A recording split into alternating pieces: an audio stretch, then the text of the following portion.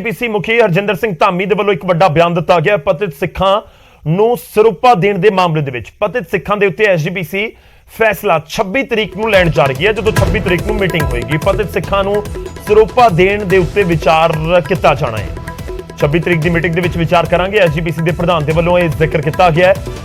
ਤੁਹਾਨੂੰ ਦੱਸ ਦਈਏ ਕਿ ਅਕਾਲ ਤਖਤ ਸਾਹਿਬ ਦੇ ਵੱਲੋਂ ਜੋ ਨਿਯਮ ਬਣਾਏ ਗਏ ਨੇ ਉਸ ਦੇ ਮੁਤਾਬਿਕ ਪਤਿਤ ਸਿੱਖਾਂ ਨੂੰ ਸਰੂਪਾ ਨਹੀਂ ਦਿੱਤਾ ਜਾ ਸਕਦਾ ਤੇ ਹੁਣ ਐਸਜੀਪੀਸੀ ਇਸ ਮੁਤਲਕ ਵਿਚਾਰ ਕਰੇਗੀ ਇਸ ਪੂਰੇ ਮੁੱਦੇ ਉੱਤੇ 26 ਤਰੀਕ ਵਾਲੀ ਮੀਟਿੰਗ ਦੇ ਵਿੱਚ। ਮੈਂ ਆਉਂਦੀ ਅਸੀਂ 26 ਤਰੀਕ ਰੱਖੀ ਆ। 26 ਤਰੀਕ ਨੂੰ ਅਸੀਂ ਐਗਜ਼ੈਕਟਿਵ ਦੀ ਮੀਟਿੰਗ ਰੱਖੀ ਆ ਆਪਣੀ। ਉਹਦੇ ਵਿੱਚ ਕੁਝ ਗੱਲਾਂ ਜਿਹੜੀਆਂ ਤੁਹਾਨੂੰ ਉਸ ਦਿਨ ਮੀਟਿੰਗ ਦੇ ਵਿੱਚੋਂ ਵੀ ਫਿਰ ਆਪਣੇ ਫੈਸਲੇ ਕਰਕੇ ਤੁਹਾਨੂੰ ਦੱਸਾਂਗੇ ਇਹਦੇ ਬਾਰੇ ਵੀ ਅਸੀਂ, ਕਿਉਂਕਿ ਮੈਂ ਆਪ ਵੀ ਨਹੀਂ ਚਾਹੁੰਦਾ ਕਿ ਪਵਿੱਤਰ ਤਖਤਾਂ ਦੇ ਉੱਤੇ ਵੀ ਤੇ ਆਮ ਵੀ ਇੱਕ ਸਾਡੀ ਬੜੀ ਵੱਡੀ ਪਰੰਪਰਾ ਬਣ ਕੇ ਵੀ ਸਿਰਪਾਓ ਉੱਥੇ ਦਿੱਤਾ ਜਾਵੇ। ਉਹ ਸਿਰਪਾਓ ਦੀ ਪਰੰਪਰਾ ਵਾ ਸ਼੍ਰੀ ਅਕਾਲ ਤਖਤ ਸਾਹਿਬ ਵੱਲੋਂ ਨਿਰਧਾਰਿਤ ਆ। ਦਾੜੀ ਕਟਾ ਦਾੜੀ ਰੰਗੇ ਵਾਲਾ ਪਤਿਤ ਨੂੰ ਨਹੀਂ ਦਿੱਤਾ ਜਾਂਦਾ ਤੇ ਉਹਦੇ ਲਈ ਅਸੀਂ ਹੁਣ ਮੀਟਿੰਗ ਦੇ ਵਿੱਚ ਫੈਸਲਾ ਕਰਾਂਗੇ ਬੈਠ ਕੇ। ਉਸ ਫੈਸਲੇ ਮੁਤਾਬਕ ਸਾਨੂੰ ਉਦੋਂ ਉਹਨੂੰ ਹੁਣ ਅੱਗੇ ਵਧਦੇ ਅਗਲੀ ਖਬਰ ਦਾ ਰੁਖ ਕਰਦੇ ਹਾਂ। ਨਿੱਜੀ ਬੱਸ ਆਪਰੇਟਰਾਂ ਦੇ ਨਾਮ ਦੇ ਨਾਲ ਮਾਫੀਆ ਸ਼ਬਦ ਜੋੜ ਦਿੱਤਾ ਗਿਆ ਹੈ ਤੇ ਇਲਜ਼ਾਮ ਖੁਦ ਬੱਸ ਆਪਰੇਟਰਸ ਲਗਾ ਰਹੇ ਨੇ, ਜਿਨ੍ਹਾਂ ਨੇ ਹੁਣ ਪੰਜਾਬ ਸਰਕਾਰ ਨੂੰ ਅਪੀਲ ਕੀਤੀ ਹੈ। ਬੱਸ ਆਪਰੇਟਰ ਕਈ ਮੰਗਾਂ ਵੀ ਸਰਕਾਰ ਦੇ ਸਾਹਮਣੇ ਰੱਖ ਰਹੇ ਨੇ।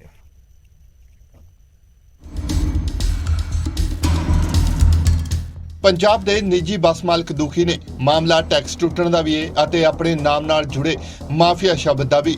ਲੁਧਿਆਣਾ 'ਚ ਇਕੱਠੇ ਹੋਏ ਬੱਸ ਆਪਰੇਟਰਾਂ ਨੇ ਸਾਬਕਾ ਟਰਾਂਸਪੋਰਟ ਮੰਤਰੀ ਤੇ ਇਲਜ਼ਾਮ ਲਾਏ ਨੇ ਕਿ ਰਾਜਾ ਵੜਿੰਗ ਕਾਰਨ ਹੀ ਉਹਨਾਂ ਦੇ ਨਾਮ ਨਾਲ ਮਾਫੀਆ ਸ਼ਬਦ ਜੋੜ ਦਿੱਤਾ ਗਿਆ, ਜਿਸ ਕਾਰਨ ਹੁਣ ਉਹਨਾਂ ਨੇ ਪੰਜਾਬ ਸਰਕਾਰ ਤੋਂ ਇਹ ਸ਼ਬਦ ਹਟਾਉਣ ਦੀ ਅਪੀਲ ਕੀਤੀ ਹੈ। ਮੇਨ ਗੱਲ ਹੈ ਉਹ ਇਹ ਹੈ ਵੀ ਸਾਨੂੰ ਪਿਛਲੀ ਸਰਕਾਰ ਦੇ ਮੰਤਰੀ ਸਾਹਿਬ ਜਿਹੜੇ ਸੀਗੇ ਟਰਾਂਸਪੋਰਟ ਮਿਨਿਸਟਰ ਜੀ, ਉਹਨਾਂ ਨੇ ਸਾਨੂੰ ਮਾਫੀਆ ਵਰਡ ਸਾਡੇ ਨਾਲ ਜੋੜਤਾ, ਜਦੋਂ ਕਿ ਅਸੀਂ ਨਾਰਮਲ ਟਰਾਂਸਪੋਰਟਰਸ ਹਾਂ ਜੀ। ਜੱਦੀ ਪੁਸ਼ਤੀ ਸਾਡਾ ਕੰਮ ਹੈ। ਇਹ ਇੱਕ ਖੇਤੀਬਾੜੀ ਦਾ ਕਿੱਤਾ ਜੀ, ਦੂਜਾ ਕਿੱਤਾ ਇਹ ਹੈ ਜਿਹੜਾ ਅਸੀਂ ਕਰ ਰਹੇ ਹਾਂ। ਕੋਈ ਸਾਡਾ ਮਾਫੀਏ ਨਾਲ ਸਾਡਾ ਕੋਈ ਲੈਣ ਦੇਣ ਨਹੀਂ, ਕੋਈ ਮਸਲਾ ਨਹੀਂ ਜੀ। ਨਿੱਜੀ ਬੱਸ ਆਪਰੇਟਰਾਂ ਦਾ ਮਸਲਾ ਸਿਰਫ ਇੱਥੇ ਹੀ ਨਹੀਂ ਮੁੱਕਦਾ, ਸਗੋਂ ਪਰੇਸ਼ਾਨੀ ਟੁੱਟੇ ਹੋਏ ਟੈਕਸਾਂ ਦੀ ਵੀ ਹੈ। ਬੱਸ ਮਾਲਕਾਂ ਮੁਤਾਬਕ ਕੋਵਿਡ ਦੌਰਾਨ ਉਹਨਾਂ ਦੇ ਟੈਕਸ ਟੁੱਟੇ ਸਨ, ਜਿਸ ਕਾਰਨ ਹੁਣ ਉਹਨਾਂ ਨੂੰ ਟੈਕਸ ਨਾ ਭਰਨ ਦੀ ਸੂਰਤ 'ਚ ਟਾਈਮ ਟੇਬਲ 'ਚੋਂ ਬਾਹਰ ਕਰਨ ਦੀ ਧਮਕੀ ਦਿੱਤੀ ਜਾ ਰਹੀ ਹੈ, ਭਾਵ ਕਿ ਉਹਨਾਂ ਦੀਆਂ ਬੱਸਾਂ ਬੰਦ ਹੋਣ ਕੰਢੇ ਆ ਗਈਆਂ ਨੇ।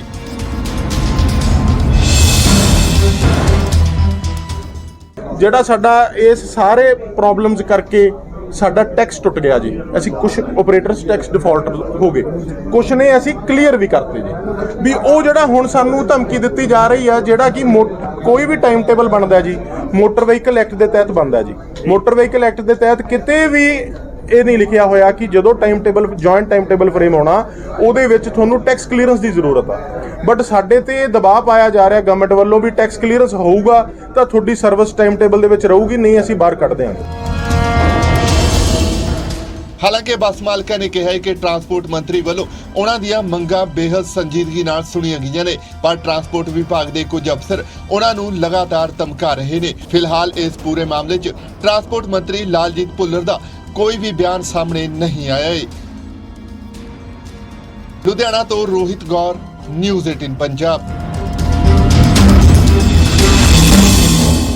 ਹੁਣ ਅੱਗੇ ਵਧਦੇ ਅਗਲੀ ਖਬਰ ਦਾ ਰੁਖ ਕਰਦੇ ਹਾਂ ਤੇ ਗੱਲ ਹੋਵੇਗੀ ਪ੍ਰਸ਼ਾਸਨਿਕ ਫੇਰਬਦਲ ਦੀ। ਪੰਜਾਬ ਦੇ ਵਿੱਚ ਵੱਡੇ ਪੱਧਰ ਦੇ ਉੱਤੇ ਇੱਕ ਵਾਰ ਫਿਰ ਤੋਂ ਪ੍ਰਸ਼ਾਸਨਿਕ ਫੇਰਬਦਲ ਕੀਤਾ ਗਿਆ। 32 ਆਈਏਐਸ ਅਧਿਕਾਰੀ ਬਦਲ ਦਿੱਤੇ ਗਏ ਨੇ, ਯਾਨੀ ਕਿ ਉਹਨਾਂ ਦੇ ਤਬਾਦਲੇ ਕਰ ਦਿੱਤੇ ਗਏ ਨੇ। ਹਾਇਰ ਐਜੂਕੇਸ਼ਨ ਵਿਭਾਗ ਦੇ ਵਿੱਚੋਂ ਹਟਾ ਦਿੱਤੇ ਗਏ ਨੇ ਕ੍ਰਿਸ਼ਨ ਕੁਮਾਰ, ਯਾਨੀ ਕਿ ਹੁਣ ਕ੍ਰਿਸ਼ਨ ਕੁਮਾਰ ਸਿੱਖਿਆ ਡਿਪਾਰਟਮੈਂਟ ਤੋਂ ਕੰਪਲੀਟਲੀ ਵੱਖ ਕਰ ਦਿੱਤੇ ਗਏ ਨੇ ਤੇ ਉਹਨਾਂ ਨੂੰ ਵਾਟਰ ਰਿਸੋਰਸ ਵਿਭਾਗ ਦੇ ਵਿੱਚ ਪ੍ਰਿੰਸੀਪਲ ਸਕੱਤਰ ਦਾ ਜ਼ਿੰਮਾ ਸੌਂਪ ਦਿੱਤਾ ਗਿਆ ਹੈ। ਤੇ ਜਸਪ੍ਰੀਤ ਤਲਵਾਰ ਹੁਣ ਹਾਇਰ ਐਜੂਕੇਸ਼ਨ ਵਿਭਾਗ ਦੇ ਨਵੇਂ ਪ੍ਰਿੰਸੀਪਲ ਸਕੱਤਰ ਹੋਣਗੇ। ਸਕੂਲ ਐਜੂਕੇਸ਼ਨ ਦੇ ਨਵੇਂ ਪ੍ਰਿੰਸੀਪਲ ਸਕੱਤਰ ਹੋਣਗੇ ਆਲੋਕ ਸ਼ਰਮਾ। ਹੁਸਨ ਲਾਲ ਨੂੰ ਮੈਡੀਕਲ ਐਜੂਕੇਸ਼ਨ ਦੇ ਪ੍ਰਿੰਸੀਪਲ ਸਕੱਤਰ ਦੀ ਜ਼ਿੰਮੇਵਾਰੀ ਸੌਂਪੀ ਗਈ ਹੈ।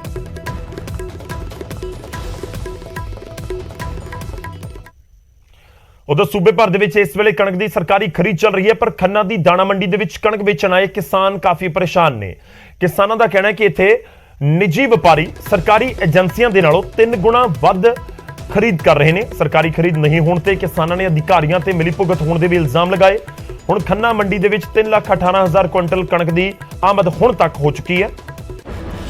ਔਰ ਜਿਸ ਦੇ ਵਿੱਚੋਂ 3,16,000 ਕੁਇੰਟਲ ਦੀ ਖਰੀਦ ਹੋਈ ਹੈ, ਜਿਸ ਦੇ ਵਿੱਚੋਂ ਸਰਕਾਰੀ ਖਰੀਦ ਜੋ ਜਾਣਕਾਰੀ ਦਿੱਤੀ ਜਾ ਰਹੀ ਹੈ, ਜੋ ਇਲਜ਼ਾਮ ਲਗਾਏ ਜਾ ਰਹੇ ਨੇ ਕਿ ਮਹਿਜ਼ 70,000 ਕੁਇੰਟਲ ਹੀ ਹੋਈ ਹੈ। ਯਾਨੀ ਕਿ ਜੇ 70,000 ਕੁਇੰਟਲ ਸਰਕਾਰੀ ਖਰੀਦ ਹੋਈ ਹੈ ਤਾਂ ਬਾਕੀ ਕਰੀਬ 2.5 ਲੱਖ ਕੁਇੰਟਲ ਕਣਕ ਪ੍ਰਾਈਵੇਟ ਪਲੇਅਰਸ ਦੇ ਵੱਲੋਂ ਉੱਥੇ ਖਰੀਦੀ ਗਈ ਹੈ। ਖੰਨਾ ਏਸ਼ੀਆ ਦੀ ਸਭ ਤੋਂ ਵੱਡੀ ਅਨਾਜ ਮੰਡੀ ਹੈ ਔਰ ਬਹੁਤ ਵੱਡੀ ਗਿਣਤੀ ਦੇ ਵਿੱਚ ਇੱਥੇ ਕਿਸਾਨ ਪਹੁੰਚਦੇ ਨੇ, ਫਸਲ ਪਹੁੰਚਦੀ ਹੈ, ਪਰ ਕਿਸਾਨਾਂ ਦਾ ਇਲਜ਼ਾਮ ਹੈ ਕਿ ਸਭ ਮਿਲੀਭੁਗਤ ਦੇ ਨਾਲ ਹੋ ਰਿਹਾ।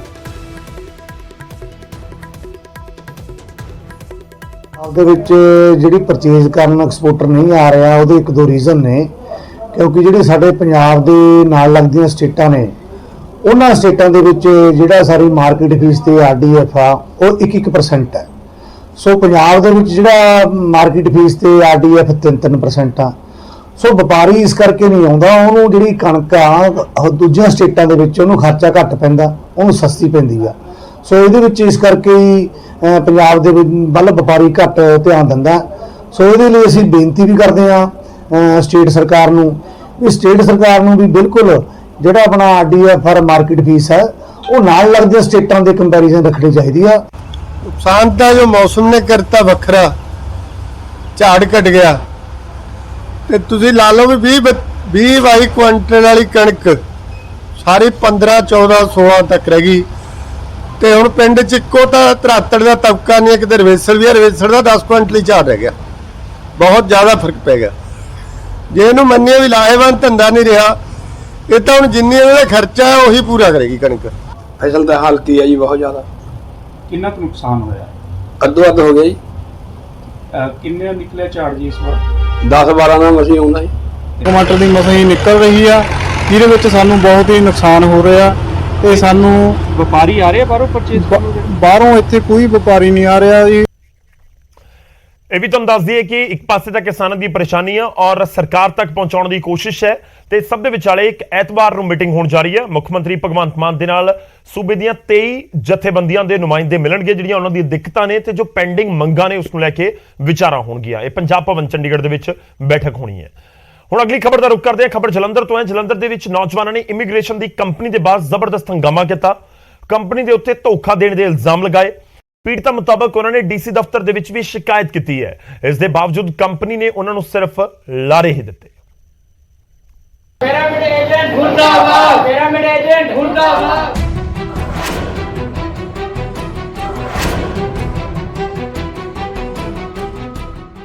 ਸੁਪਨਾ ਸੀ ਵਿਦੇਸ਼ ਜਾਣ ਦਾ, ਸ਼ਰਤਾਂ ਪੂਰੀਆਂ ਕੀਤੀਆਂ, ਆਇਲਟਸ ਵੀ ਕੀਤਾ, ਪਰ ਲਾਉਣਾ ਪੈ ਗਿਆ ਧਰਨਾ। ਤਸਵੀਰਾਂ ਜਲੰਧਰ ਦੀਆਂ ਨੇ, ਜਿੱਥੇ ਇਮੀਗ੍ਰੇਸ਼ਨ ਕੰਪਨੀ ਦੇ ਖਿਲਾਫ ਨੌਜਵਾਨਾਂ ਨੇ ਮੋਰਚਾ ਖੋਲਿਆ ਤੇ ਗੰਭੀਰ ਇਲਜ਼ਾਮ ਲਾਉਂਦਿਆਂ ਪ੍ਰਦਰਸ਼ਨ ਕੀਤਾ। ਨੌਜਵਾਨਾਂ ਮੁਤਾਬਿਕ ਤਕਰੀਬਨ 2 ਸਾਲ ਪਹਿਲਾਂ ਉਹਨਾਂ ਕੰਪਨੀ ਵਿੱਚ ਆਇਲਟਸ ਦਾ ਕੋਰਸ ਕੀਤਾ, ਕਿਸੇ ਨੂੰ ਬੈਂਡ ਮਿਲੇ ਤਾਂ ਕਿਸੇ ਨੂੰ ਨਹੀਂ। ਨੌਜਵਾਨਾਂ ਦਾ ਕਹਿਣਾ ਹੈ ਕਿ ਉਹ ਧੋਖਾਧੜੀ ਦਾ ਸ਼ਿਕਾਰ ਹੋਏ ਨੇ ਤੇ ਕੰਪਨੀ ਨੇ ਨਾ ਉਹਨਾਂ ਨੂੰ ਵਿਦੇਸ਼ ਭੇਜਿਆ ਤੇ ਨਾ ਹੀ ਪੈਸੇ ਮੋੜੇ।